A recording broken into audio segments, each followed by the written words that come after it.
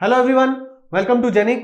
मेरा नाम है अनूप तिवारी और आज इस सेशन में जो कल गेट का एग्जाम हुआ था, गेट 2021, उसमें जो मैकेनिकल इंजीनियरिंग के 2 सेट्स में जो पेपर हुए थे, तो सेट 1 में जो पेपर 1 था उसमें इंडस्ट्रियल इंजीनियरिंग के 3 क्वेश्चन आपसे पूछे गए थे, जो कि मैंने एक वीडियो में डिस्कस कर लिया है। इस वीडियो लेक्चर में पेपर नंबर 2 में जो इंडस्ट्रियल इंजीनियरिंग के क्वेश्चन पूछे गए हैं, मैं उसको डिस्कस करूंगा। देखिए, इस बार हुआ ऐसा है कि इंडस्ट्रियल इंजीनियरिंग के क्वेश्चन को वैल्यू दिया गया है, थोड़ा वेटेज दिया गया है। मैंने आप लोगों को बताया था, जब बहुत ज्यादा स्टूडेंट्स ने तो मेरा क्रैश कोर्स नहीं देखा था, ठीक है, बट जितने भी लोग मेरा क्रैश कोर्स देखते थे, मुझे पर्सनल लेवल पे टेलीग्राम पे मैसेज करते थे, वो मतलब काफी हद तक सेटिस्फाइड थे, बहुत सेटिस्फाइड थे कि मेरा टीचिंग में बहुत अच्छा है और जो मैं पढ़ा रहा हूं बहुत इंपॉर्टेंट है। ठीक है, सो मैंने बताया था कि अगर इंडस्ट्रियल इंजीनियरिंग आप लोग मेरे लेक्चर से पढ़े हो तो आप 3 से 5 नंबर यहां पर क्या कर सकते हो, स्कोर कर सकते हो। और डेफिनेटली ये हुआ है कि पेपर 1 में भी 5 नंबर के सवाल आ गए, पेपर 2 में भी 3 क्वेश्चन आए और तीनों क्वेश्चन का टोटल वेटेज यहां पर कितना था, 5 मार्क्स। ठीक है, सो यहां पर भी मैं आप लोगों को क्या कर रहा हूं, क्वेश्चंस यहां पर मैं डिस्कस कराऊंगा। ठीक है, अक्सर क्या होता है, ये जो बातें मैं कह रहा हूं बच्चे इसको स्किप कर देते हैं और सुनते नहीं और डायरेक्ट क्वेश्चन में चले जाते हैं। ये बहुत इंपॉर्टेंट है कि आप लोग राइट चीज राइट लोगों से पढ़ें। ठीक है, इंडस्ट्रियल इंजीनियरिंग सेमेस्टर में भी मेरा फेवरेट था। यहां जब मैं सेमेस्टर लेवल पे जब मैंने इस पेपर को दिया था तो I secured the maximum marks in the whole university. ठीक है, और हमारी यूनिवर्सिटी में बहुत सारे स्टूडेंट्स पेपर देते हैं। ठीक है, और उसके बाद क्या होता था कि जब मैं गेट लेवल पे भी था तो गेट में मेरे से कोई भी सवाल इंडस्ट्रियल का तो छूटता ही नहीं था। ठीक है, सो यहां पर भी आज मैं आप लोगों के लिए क्या करने वाला हूं, क्वेश्चन को डिस्कस करने वाला हूं। तो यहां पर भी मेरे पास क्या है, 2 से 3 क्वेश्चन है। ठीक है, यहां पर जो क्वेश्चंस आपके पूछे गए हैं, देखिए सीपीएम पार्ट, एक क्वेश्चन आपका पूछा गया है सीपीएम एंड पार्ट से। देखिए सीपीएम एंड पार्ट के क्वेश्चन आते ही आते हैं। ठीक है, मैंने आपको बताया था कि CPM part is the most important. Second number पे आप कह सकते हैं इन्वेंट्री, थर्ड नंबर पे आप कह सकते हैं फोरकास्टिंग मॉडल, जिसमें रिग्रेशन एनालिसिस वेरी इंपॉर्टेंट होता है। तो यहां पर जो दूसरा टॉपिक आपसे पूछा गया है वो इन्वेंट्री से पूछा गया है, जो दूसरा टॉपिक आपसे पूछा गया है वो इन्वेंट्री से पूछा गया है, और तीसरा आपसे फोरकास्टिंग पूछा गया है। ठीक है, तीसरा आपसे फोरकास्टिंग पूछा गया है। ठीक है, जो पेपर 1 आया था फ्रेंड्स, उसमें कुछ ऐसे टॉपिक्स थे जैसे क्यूइंग मॉडल्स आया था, सीक्वेंसिंग मॉडल्स आया था। ठीक है, आप सभी उसको सेमेस्टर पॉइंट ऑफ व्यू से बहुत अच्छे से पढ़ते हैं, पर जहां पर एग्जाम पॉइंट ऑफ व्यू की बात आ जाती है आप उसको इग्नोर कर देते हैं। ठीक है, लोग thermodynamics, production, theory of machines, strength of material में इतना गुम हो जाते हैं कि ये इतने इजी टॉपिक्स को वो क्या करते हैं, छोड़ के चले जाते हैं। और देखिए 5 नंबर के क्वेश्चंस आए हैं आपके पेपर 1 में भी और पेपर 2 में भी। तो चलिए एक एक करके मैं क्वेश्चंस को यहां पर डिस्कस करता हूं। ठीक है, तो क्वेश्चन आपका क्या पूछा गया है, चलिए मैं आप लोग बताता हूं क्वेश्चन आपका क्या पूछा गया है। पहला क्वेश्चन, ठीक है, क्वेश्चन आपका पूछा गया है अ पर्ट नेटवर्क। ठीक है, एक पर्ट का नेटवर्क। देखिए पेपर 1 में भी आपको पर्ट से पूछा गया था, यहां पर भी आपको पर्ट से पूछा गया है। A PERT network has 9 activities, a PERT network has 9 activities and at its critical path. ठीक है, आपका जो पर्ट नेटवर्क बनता है उसमें 9 एक्टिविटी है क्रिटिकल पाथ में। ठीक है, चलिए बहुत बढ़िया बात। उसके बाद उसमें बोलता है standard deviation of all the activities is standard deviation of all the activities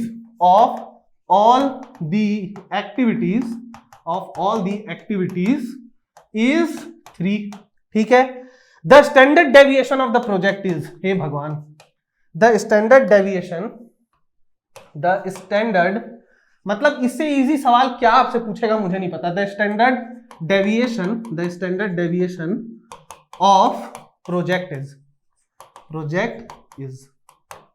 ठीक है, अब मुझे बताइए इससे इजी सवाल वो आपसे क्या पूछ सकता है। वो कह रहा है कि आपके पास एक पर्ट नेटवर्क है, प्रोग्राम इवैल्यूएशन इन रिव्यू टेक्निक, पर्ट का फुल फॉर्म। ओके, वहां पर आपके जो क्रिटिकल पाथ है, जो भी नेटवर्क बन रहा होगा, यहां पर हमको नेटवर्क से कोई लेना देना नहीं है, पर जो भी नेटवर्क वहां पर हमने बनाया होगा, जो भी बन रहा होगा, वहां पर टोटल 9 एक्टिविटीज उसके क्रिटिकल पाथ में आ रही थी। ठीक है, सारे एक्टिविटीज का जो स्टैंडर्ड डेविएशन की जो वैल्यू दे दी गई थी वो 3 दे दी गई है। आपको प्रोजेक्ट का स्टैंडर्ड डेविएशन बताना है, मतलब यहां पर you just have to give the value of sigma p. यहां पर क्वेश्चन में आपसे सिग्मा पी की वैल्यू पूछी गई है। अब यहां पर जब तक आपको एक कॉन्सेप्ट पता नहीं होगा तब तक आप इस क्वेश्चन का आंसर क्या कर देंगे, गलत निकाल देंगे। मैंने आपको क्लियरली बताया था कि जब भी आप पर्ट के क्वेश्चन सॉल्व करें और वहां पर आपको प्रोजेक्ट का स्टैंडर्ड डेविएशन निकालने को पूछा जाए तो सबसे पहले आप प्रोजेक्ट का वेरिएंस निकालेंगे और उसके बाद ही आप उसका स्टैंडर्ड डेविएशन निकाल सकते हैं। बहुत ध्यान से समझिए, इसमें स्टेप वन जो होता है, स्टेप वन होता है कि आप सबसे पहले सिग्मा स्क्वायर ऑफ प्रोजेक्ट की वैल्यू को कैलकुलेट करेंगे, है ना, और उसके बाद आप क्या करेंगे, उसके बाद ही आप सिग्मा पी की वैल्यू निकालेंगे जो कि होती क्या है, सिग्मा पी का स्क्वायर। ठीक है, अब ये मेथड से आपका आंसर सही आएगा। अगर आप सिंपल यहां पर क्या कर देंगे, यहां पर आपके 9 एक्टिविटी है, मान लेता हूं A B C D E F G H, ठीक है, मान लीजिए कि आपकी 9 एक्टिविटीज है, ठीक है, 1 2 3 4 5 6 7 8 है, ये आई, ठीक है, ये आपकी 9 एक्टिविटी है। ठीक है, अब यहां पर ये जो 9 एक्टिविटीज है भाई, अब इसका सबका एक्टिविटी का जो सिग्मा की वैल्यू है ये दे दी गई है 3 3 3 3 3 3 3 3 और ये 3। ठीक है, तो यहां पर जब आप सिग्मा स्क्वायर की, मैंने क्या बोला था, सबसे पहले आप सिग्मा स्क्वायर की वैल्यू निकालोगे। ठीक है, अब यहां पर सिग्मा स्क्वायर की वैल्यू क्या होगी, 9 9 9 9 9 9 9 9 9। ठीक है, मैं एकदम बेसिक आपको, मतलब इतना बेसिक जीरो से भी मैं मतलब पढ़ा रहा हूं, मैं नेगेटिव लेवल पे जाके आपको पढ़ा रहा हूं। ठीक है, तो यहां पर इन सारे एक्टिविटीज का जो वेरिएंस हो गया वो कितना हो गया, 9999। तो total variance of the project क्या हो गया, total variance of the project जो होता है वो होता है कि क्रिटिकल पाथ में आए गए जितनी भी वेरिएंस की वैल्यू हमने कैलकुलेट किया है उन सबका सम्मिशन होता है। तो ये क्या हो गया, 9 प्लस 9 प्लस ऐसे करते करते करते, तो ये आपका क्या हो जाएगा, 9 इंटू 9, मतलब 9 बार 9 को ऐड करोगे तो 9 इंटू 9 हो गया, तो ये क्या हो गया, 81। ठीक है, सो यहां पर अगर आप standard deviation of the project निकालना चाहते हैं तो ये क्या हो जाएगा, √81, जिसकी वैल्यू क्या हो जाएगी, 9। यहां पर सिर्फ आपको इतना कॉन्सेप्ट पता होता है अगर कि भाई सबसे पहले मुझे वेरिएंस निकालना है, वेरिएंस ऑफ द प्रोजेक्ट में कैसे कैलकुलेट करूंगा, जितना भी क्रिटिकल पाथ की एक्टिविटी है उन सबका वेरिएंस निकाल के मैं उसको ऐड करूंगा। एक बार वो वैल्यू आ जाती तो उसके बाद ही मैं उसका स्टैंडर्ड डेविएशन निकाल सकता हूं, तो 9 विल बी योर आंसर। अगर आप लोग यहां पर सिंपल, अगर कोई सिली मिस्टेक किया होगा या ब्लंडर मिस्टेक किया होगा तो वो क्या किया होगा, सारे वेरिएंस को जोड़ दिया होगा, तो 3 इंटू 9 ये वो क्या किया होगा, 3 इंटू 9 वो आंसर 27 लिख दिया होगा, 27 इज द रॉन्ग आंसर। ठीक है, अगर आपने कहीं 27 किया तो मैं पहले से बता देता हूं रॉन्ग आंसर है, the correct answer will be 9। ठीक है, अब मैं लिटरली बताऊं, जिसको ये कॉन्सेप्ट नहीं पता उसको लगेगा ये टफ है, ये बिल्कुल टफ नहीं है, ये 1 मार्क्स के लायक भी सवाल नहीं है, हालांकि शायद ये 1 मार्क्स में आया था। ठीक है, चलिए क्वेश्चन नंबर 2 पे चलते हैं अपन। क्वेश्चन नंबर 2 पे आपको आते हैं, आपको इन्वेंट्री से क्वेश्चन दिया था, आपको इन्वेंट्री से क्वेश्चन दिया था, क्वेश्चन नंबर 2। इन्वेंट्री से क्वेश्चन कुछ इस तरह से दिया था, जो आपका सेकंड मॉडल था। ठीक है, सेकंड मॉडल, आपको मॉडल नंबर 2 से क्वेश्चन आया था। मॉडल नंबर 2 में आपका क्या था, है ना, आपका ये था finite production rate, finite production rate. ठीक है, फाइनाइट प्रोडक्शन आपका रेट होता है। दूसरा आपका क्या होता है, दूसरा आपका नो शॉर्टेज, नो शॉर्टेज होता है आपका, नो शॉर्टेज। ठीक है, हम लोग टोटल यहां पर कितने मॉडल्स पढ़े थे, हम यहां पे 4 मॉडल्स पढ़े थे। पहला मॉडल क्या था, रेगुलर डिमांड। ठीक है, रेगुलर डिमांड था आपका, क्या था, रेगुलर डिमांड। ठीक है, यहां पर ये भी होता है regular demand, infinite replenishment rate, no shortage allowed. तो यहां पर जो मॉडल 2 जो क्वेश्चन आया था, मॉडल 2 में आया था आपका फाइनाइट प्रोडक्शन रेट से नो शॉर्टेज रेगुलर डिमांड। अब क्वेश्चन क्या था आप लोगों का, डायरेक्ट मैं क्वेश्चन पे चले जाता हूं। क्वेश्चन आप लोगों का ये पूछा था कि आपका जो प्रोडक्शन रेट है, बहुत ध्यान से समझिएगा, वो आपको प्रोडक्शन रेट बोला है।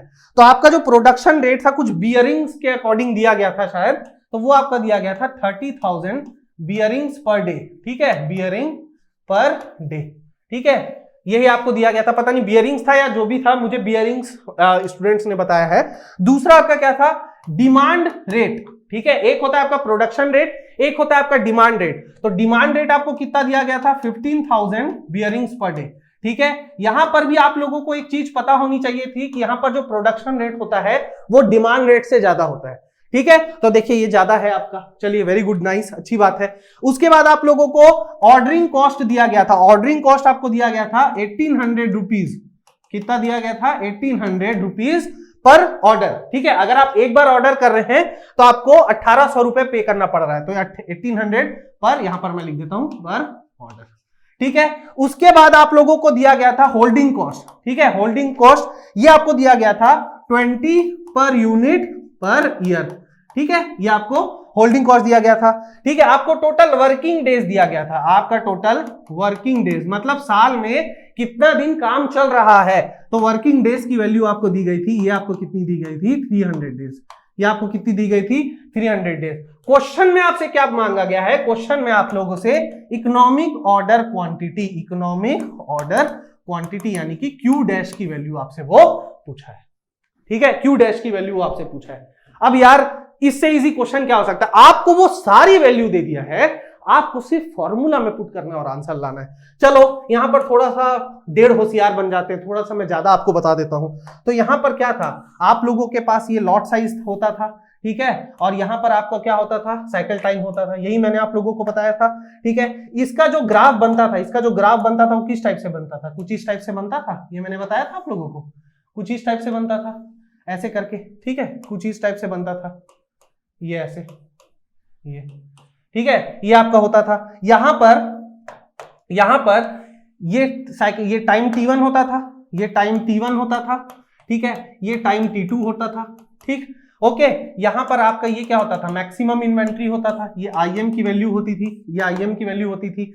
ये आपका टोटल साइकिल टाइम हुआ करता था। ठीक है, यहां पर प्रोडक्शन एंड डिमांड दोनों होता था, और यहां पर प्रोडक्शन की वैल्यू को रोक दिया जाता था, फिर यहां से आपकी डिमांड की वैल्यू चालू हो जाती थी। एक बार आप लोगों का यहां पर ये था। ठीक है, तो इनफाइनाइट रिप्लेनिशमेंट रेट नहीं था, कांस्टेंट प्रोडक्शन रेट था। तो फिर आपका एक लीनियर ग्राफ आपका यहां पर चलता था। तो इस टाइप से था। यहां पर जो मैक्सिमम इन्वेंट्री होता था, मैक्सिमम इन्वेंट्री वो P minus D into T1 होता था, वैल्यू होता था। और मैक्सिमम जो लॉट साइज की जो वैल्यू होती थी वो P इंटू T1 की वैल्यू होती थी। ठीक है, यहां से हम सारी चीजों को कैलकुलेट करते थे, और इसके बाद जो हमारी इकोनॉमिक ऑर्डर क्वांटिटी की जो वैल्यू आती थी, यानी कि EOQ की जो वैल्यू आती थी, वो फॉर्मूला आता था। वो क्या आता था हमारा? 2C0D upon CH into under root P upon P minus D। ठीक है, ये सारी वैल्यूज आपको क्वेश्चन में दी गई है। सिर्फ एक वैल्यू नहीं दी गई थी जो आप निकाल सकते हैं बहुत आसानी से, ये है टोटल डिमांड की। जो कैपिटल डी होता था यहां पर, ये आपका टोटल डिमांड होता था। तो टोटल डिमांड आपका क्या है? टोटल डिमांड आपका कितना होता था? Demand rate into number of working days, number of working days. बताओ यार कितना इजी क्वेश्चन था, वर्किंग डेज। तो ये आप निकाल सकते हैं। देखिए, अगर वो आपको कुछ नहीं देता, ईयरली बोलता कि आपका वर्किंग डेज ईयरली है, तो आप 365 से मल्टीप्लाई करते हैं। यहां पर आपको वर्किंग डेज 300 दे दिया है, तो टोटल डिमांड आपका कितना हो जाएगा? ये हो जाएगा 15,000 इंटू ये वैल्यू हो जाएगा 300। तो ये कितना हो गया? 45 लाख, 45 लाख। मतलब आपको 300 दिन में 45 लाख टोटल डिमांड है। ठीक है, अब आपको क्या करना है? सारी वैल्यूज को आपको पुट कर देना है। सारी वैल्यूज को यहां पर ही मैं पुट कर देता हूं, यहां पर, क्योंकि ये वैल्यू सब मेरे पास है। तो ये वैल्यू EOQ की वैल्यू क्या हो जाएगी? 2 into 1800 into 45 lakh upon 2C0D upon CH की वैल्यू है 20 इंटू ये हो जाएगा 30,000 production rate minus 15,000 divided by P upon P minus D. Sorry, P upon ये क्या होता था आपका? P upon P minus D. ठीक है, 30,000 माइनस 15,000, यही आपका होगा। तो जब आप इसको कैलकुलेट करेंगे, तो कैलकुलेट करके मैं बता देता हूं इसका आंसर क्या आ रहा था। इसका आंसर आ रहा है 40250 पर ऑर्डर। मतलब अगर आप इतना ऑर्डर करेंगे एक लॉट में, ठीक है, तो आपका जो टोटल कॉस्ट होगा वो क्या होगा? मिनिमम होगा। देखिए, एग्जैक्ट ये आंसर नहीं आ रहा है, आपका आंसर एग्जैक्ट 40249 पॉइंट समथिंग आ रहा है, लेकिन पॉइंट में तो हम मंगवाएंगे नहीं ना, हम तो एक लॉट में मंगवाएंगे, तोड़ ताड़ के थोड़ी ना मंगवाएंगे भाई। तो यहां पर ये आपका क्या हो जाता? ये आपका आंसर हो जाता। अब बताइए, मतलब अब ये 2 नंबर का क्वेश्चन है, क्या ये 2 नंबर के लायक है? ये 2 नंबर का क्वेश्चन आया था। सिर्फ वहां पर आपको ये फॉर्मूला पता होना चाहिए था।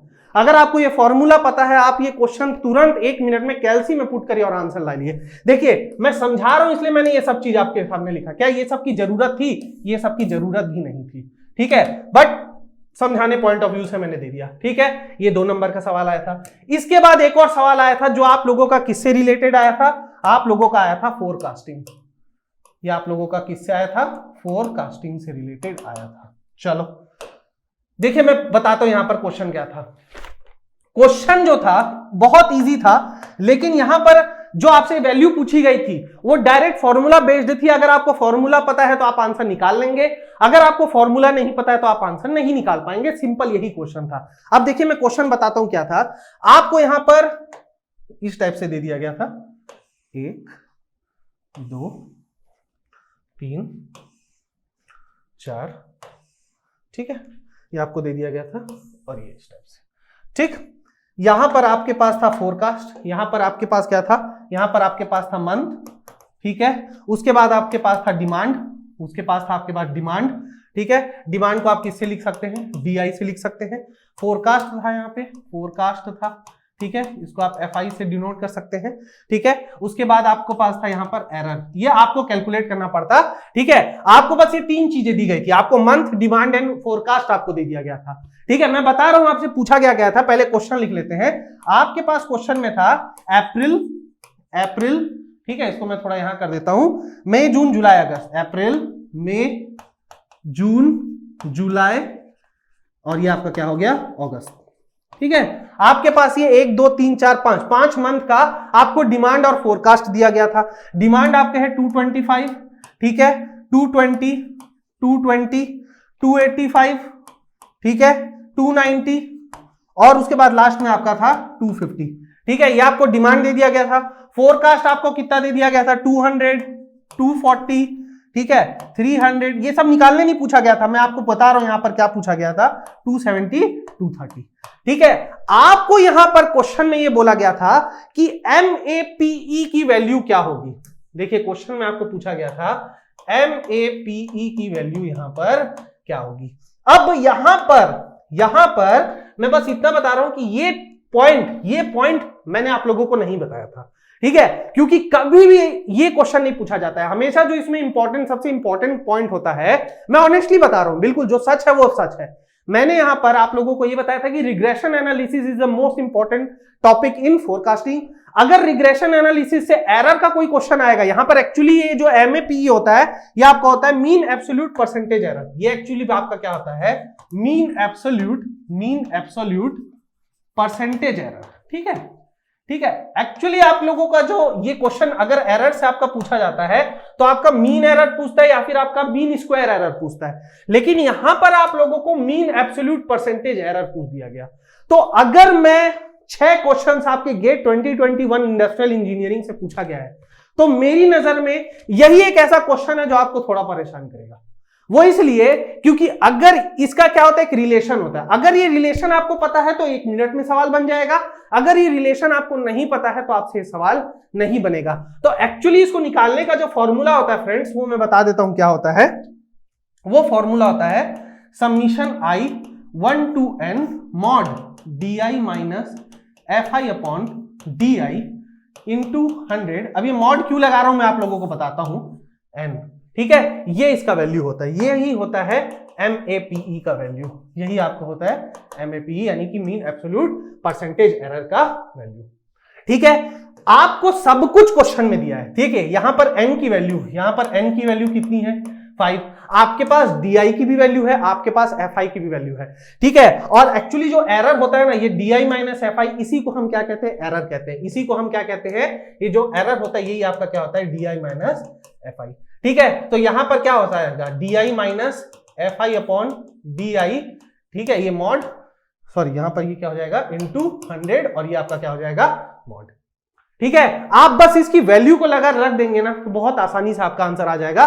चलो सबसे पहले तो मैं क्या करता हूं, एरर की वैल्यू बताता हूं। 225 माइनस 200 25, 220 माइनस 40 ये हो गया माइनस 20, ठीक है। हमको यहां पर मॉड इसलिए हम रखते हैं क्योंकि हम यहां पर क्या कर रहे हैं, नेगेटिव वैल्यू को कंसीडर नहीं करना चाहते, लेकिन अभी मैं इसको यहां पर लिख दे रहा हूं। 285 माइनस 300 माइनस 15, 290 माइनस 270 ये हो गया 20, 200 माइनस 230 ये हो गया माइनस 30, सॉरी ये 250 है, ये 250 है, ठीक है, ये 250 है, 250 तो ये हो गया 20, ठीक है। अब यहां पर एक बार ये वैल्यू आ गई तो हमको क्या करना है, यहां पर पुट कर देना है। अब यहां पर अगर मैं पुट करूंगा तो देखिए क्या हो जाएगा, 25 अपॉन 225 इंटू 100 यही होगा।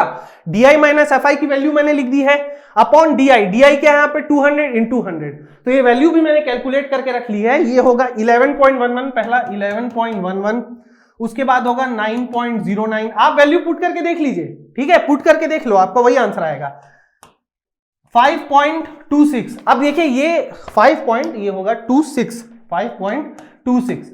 ये वैल्यू एक्चुअली नेगेटिव में है, लेकिन मैंने यहां पर क्या रखा है, मॉड रखा है, तो अगर हम मॉड रखते हैं तो वैल्यू क्या हो जाती है, पॉजिटिव हो जाती है। 5.26, 6.89 और लास्ट में आपका 8.00।